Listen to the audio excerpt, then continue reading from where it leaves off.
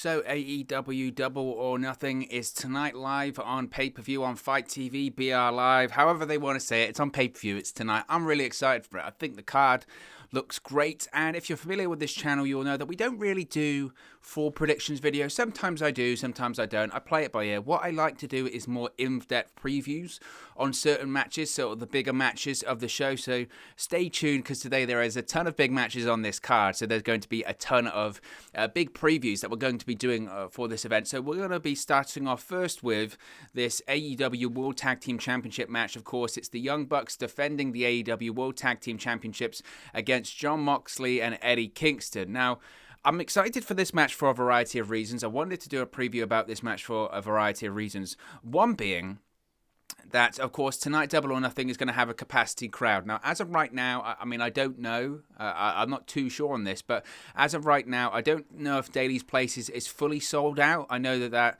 the whole capacity is open. The whole capacity is open, and if they did fill it up, it'd be something like 5,500 people potentially all purchasing tickets for this show, which of course would be, I mean, unbelievable. It'd be incredibly exciting if they had all of those people in attendance. The last I heard is that roughly AEW has sold between sort of just over 4,000 tickets, maybe a bit more than that.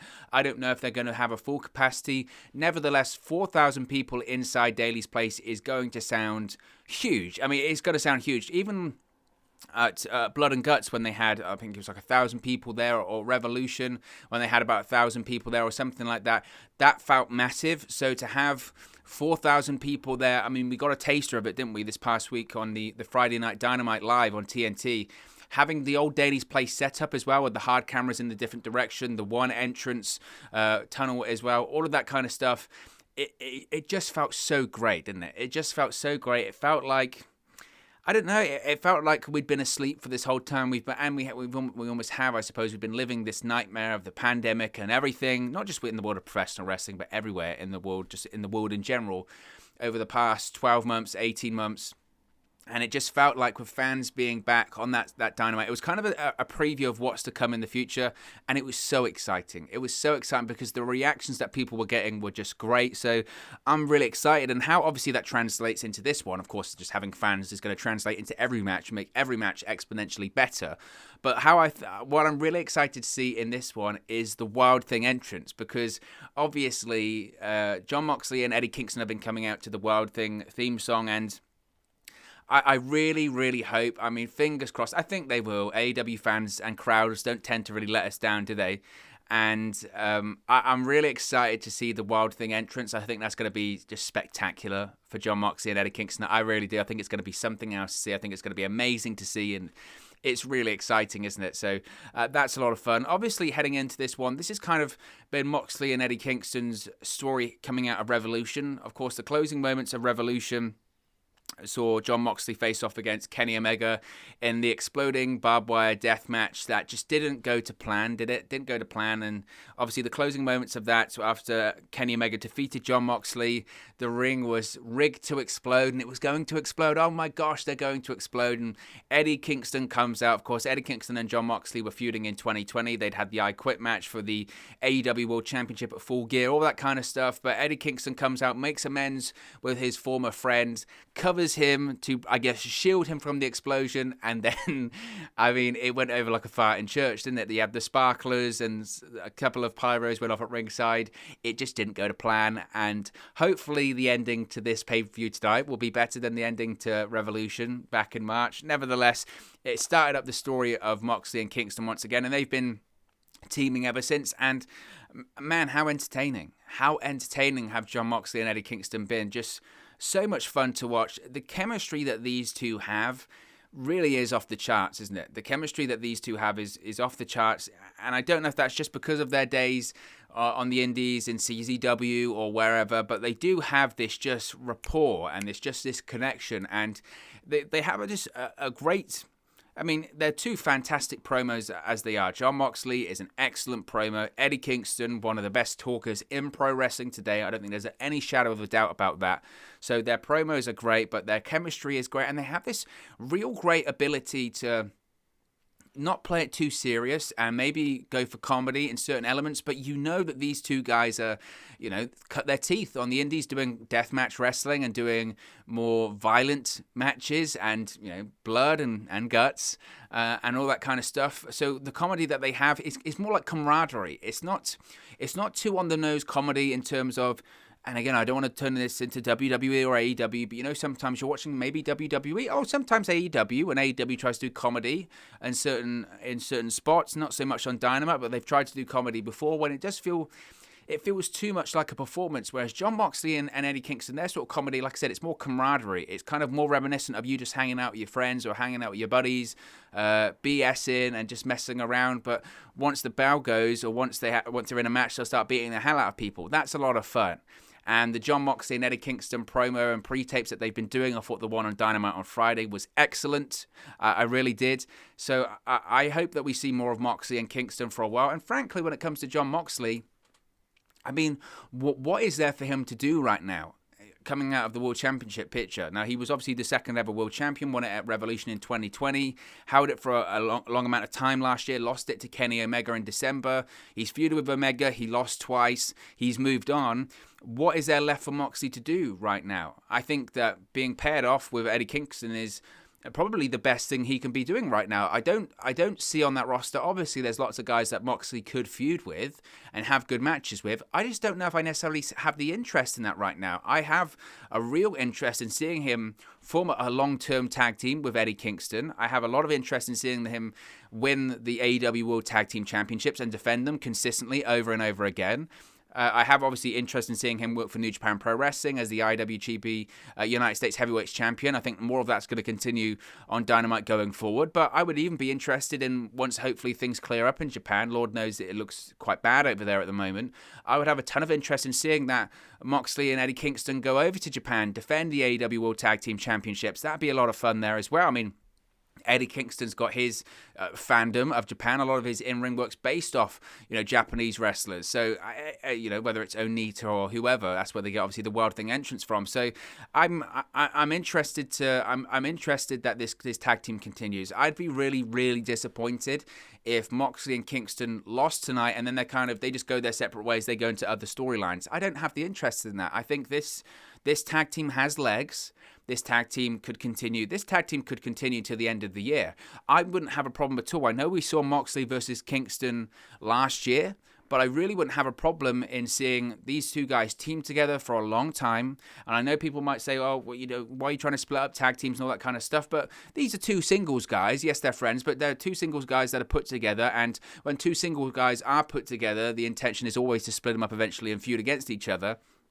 So I have a ton of interest in seeing Jon Moxley and Eddie Kingston win the match tonight, team up until, you could even say the end of the year, maybe even longer, but team up until the end of the year as World Tag Team Champions. And we saw Moxley versus Kingston before, but in that scenario, we saw Moxley as the babyface and Eddie Kingston as the heel. Flip them around. To me, that seems the most obvious scenario there. I would have Moxley and Kingston win the titles tonight, defend them until the end of the year, hold them until the end of the year, and then at some point next year, whether that's Revolution, whether that's even Double or Nothing next year, plan it for a year out. Plan this thing out for a year. Have Jon Moxley turn on Eddie Kingston, because Jon Moxley is arguably a better heel than he is a babyface. And I know people will say, well, where's the evidence of that? But he is. If you look at some of his work on the independent scene, or if you look at some of his earlier work, even for when he was in, say, FCW and WWE Developmental, he was a heel at that point, and he did some of the best promo work ever as a heel. And I think that he is obviously frustrated that his run in WWE, that wasn't Jon Moxley being the top heel he is capable of. And he said this when he split up from The Shield in 2014. He wasn't even sure how to really be a babyface, because he hadn't been a babyface that much. He was more suited to being a heel. His style, the way he talks, was more suited to being a heel. Now, obviously, now he's been a babyface for so long that he kind of realizes how to be a babyface, in the sense that he just kind of is an enhanced version of himself, and he kind of just is. not over the top. He's kind of, just violent, and he's pretty much like he is in real life. Pretty much. That's how he's a babyface. But he can be a really strong heel, and AEW would obviously let him do what he wants as this sort of just ruthless, violent heel, all this kind of stuff. So I think if he wanted to plan things out for Jon Moxley, that would be the way to do it, is have these guys win the tag team titles tonight, plan it out for a year, defending those titles. Eventually, Moxley turns on Kingston. They can feud. They can have maybe the death match that Moxley wanted to have with Kenny Omega. They can do that with Eddie Kingston. I'm hoping as well that at some point this year, we get Nick Gage in AEW as well. I pitched it on social media. I think a lot of people have. Moxley, Kingston, Gage versus the Young Bucks and Kenny Omega. That's a match you've got to do. That's just a match you've got to do. That could be so much fun. That really could be so much fun and violent, but that would be a lot of fun to see as well. When I pitched that on social media, actually Eddie Kingston liked that. So maybe that's a plan. Who knows? So I think that's the destination for this one. As far as the Young Bucks go, I think they've had their time at this point. They've been the AEW World Tag Team Champions for what? They've been the AEW Tag Team Champions since Full Gear as well. I think they've had about their time now. That's about a sort of 6-month reign. I don't think they need the titles anymore. I think they'll get them back eventually as well. But again, I don't think they need them at this point. I think they're much better suited to being heels, frankly. Even as babyfaces, they annoy people. Not necessarily AEW fans, but as babyfaces, they certainly annoy the traditionalists with the super kicks, with the flip, with their philosophy in terms of wrestling in general. They frustrate people. So I think being heels, I think they're far more comfortable playing those characters. I think you can tell during their times in New Japan Pro Wrestling and Ring of Honor. They were primarily heels, certainly in Japan as being part of the Bullet Club faction. So I think they're better off to being suited. I think they're better suited rather to be heels. And I think since they've turned heel, which kind of was a bit random because when Kenny Omega and the Good Brothers were on Dynamite, and then the Young Bucks initially sort of linked up with them, and then they were still baby faces, and they pulled away because Omega was being influenced by Don Callis and the Good Brothers, but then eventually the Young Bucks turned heel by attacking Jon Moxley. All that kind of stuff to me just felt a bit odd in that they weren't really sure what they were going to do with the Young Bucks, and their characters have been a bit strange. I think as heels at this point, this is probably the most distinct we have seen the Young Bucks as characters in AEW. No one's really been sure what their characters have been so far. Yes, they've been baby faces. Yes, they were part of the Elite, but it kind of was a bit like, okay, but what are your characters? Well, what are your motivations and all this kind of stuff, and it felt a bit odd. I think that it's plainly obvious to me, and I think it's probably obvious to the audience that they're far more comfortable playing these heels.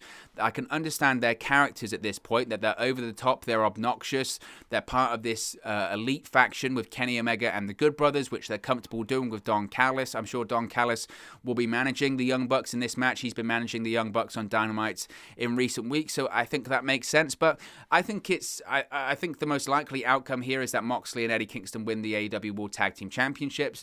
I don't know if it's the last time we'll see Moxley and Kingston face off against the Young Bucks. They might have a rematch of some sort going forward on Dynamite. But I think it's I would say a relatively predictable outcome that Moxley and Kingston win the titles. I think it'll be a feel-good moment. And then I think it's off to the races. I mean, AEW has obviously one of, if not the best tag team division in the world, whether it's the Young Bucks, whether it's the Lucha Brothers, whether it's FTR, whether it's Blade and Butcher, whether it's Jurassic Express, whether it's whoever. The list goes on and on and on of just amazing tag teams, Private Party that this company has. And the thought of having Moxley and Kingston against the Lucha Brothers, which of course is an interesting dynamic there because you had Eddie Kingston had the Lucha Brothers as part of his faction being part of the family before. That's interesting. Moxley and Kingston versus Private Party, Moxley and Kingston versus FTR. All of those names and all of those matches and rivalries are very appealing for me.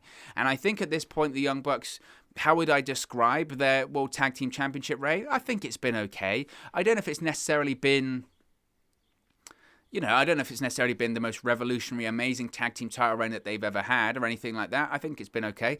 Put it this way, I don't know if it's been as good as, say, the Kenny Omega and Hangman Page tag team championship reign. I thoroughly enjoyed that. I felt some of the matches they had every single week on Dynamite were really a lot of fun. And I don't know if I've necessarily felt the same about the Young Bucks as tag team champions, but they'll win it back eventually. And that's not just because they're EVPs. That's because, look, these are two big marketable names. They're two big stars in AEW. I just don't know if... You have to remember, again, during this period of time, they've switched from a babyface to a heel, but the characters were a bit confusing. I think what the Young Bucks need at this point, they just need to have a sustained period where the viewing audience and the fans know exactly what they are. We've known that they were baby faces before, but now they're heels in a character they're certainly more comfortable with. The fans know what they are. As a heel, I feel like Matt and Nick Jackson can certainly sink their teeth into these characters a lot more. They know the intentions and the desires of the characters, which I don't think previously they did.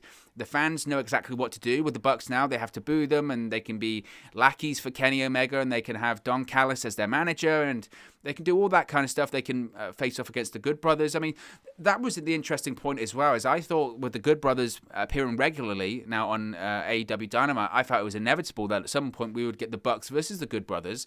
And it's interesting enough that the first ever edition of Dynamite, the plans for that are wild when you look back on it now, but the first ever edition of Dynamite, the plan was that it was going to take place from Madison Square Garden, and the closing moments of that show was going to have the Good Brothers making their debut, attacking the Young Bucks. Eventually this would have led to AJ Styles debuting in AEW, and it would have been AJ Styles and the Good Brothers versus Kenny Omega and the Young Bucks, the Elite versus the OC, if you will. And that didn't happen, of course, because the Good Brothers re-signed with WWE, so did AJ Styles. But once the Good Brothers became free agents, the idea then became, okay, we're finally going to get the Young Bucks versus the Good Brothers. And for a while, once the Good Brothers started showing up in AEW, I thought, well, it's inevitable. We're going to have Bucks versus Good Brothers, especially considering that the Young Bucks did join them together at the start, but then showed a bit of dissension and all that kind of stuff. I thought, well, this is the destination that they're going in. And I don't know if just along the way, I don't know if they kind of, I don't know, took the pulse of everyone on the situation and tried to get a feel of what the fans wanted. I mean, it's difficult considering fans weren't in attendance and haven't been in attendance for a while, but it kind of just feels like, I don't know. I don't know if I have a ton of interest, to be honest. I don't know if I have a real ton of interest in seeing the Young Bucks versus the Good Brothers at this point.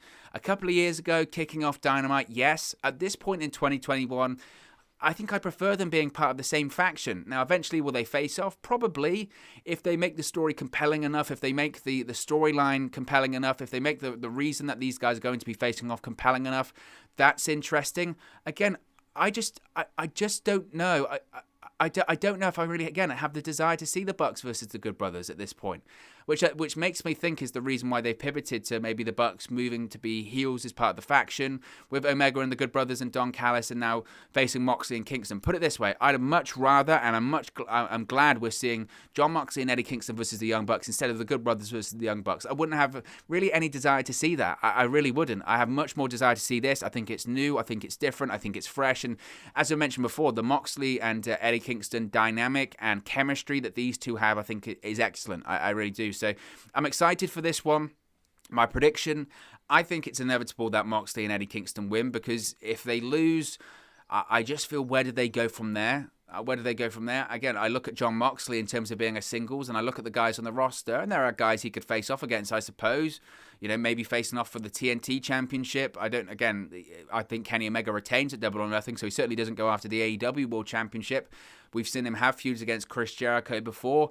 Who else does he really feud with? Obviously, there are heels and there are talents on that roster that he could face off against. I just don't know if I have the desire to see that. He's been a single star. He's been a loner for his whole time in AEW.